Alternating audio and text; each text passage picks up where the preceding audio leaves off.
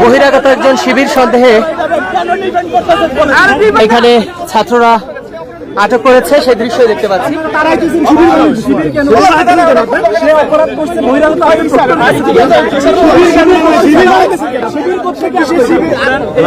আপনারা মব সৃষ্টি করতেছেন কেন?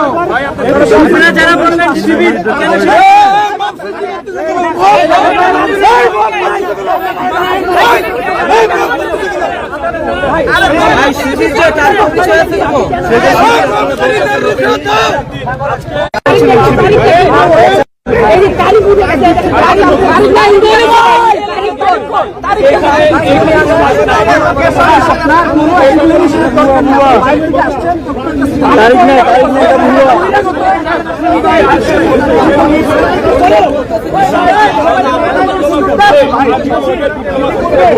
ভাই একটু কি বলবেন? আমি কালের কণ্ঠ থেকে কি থাকবে তো ভাই, আমরা যারা ভর্তি আমরা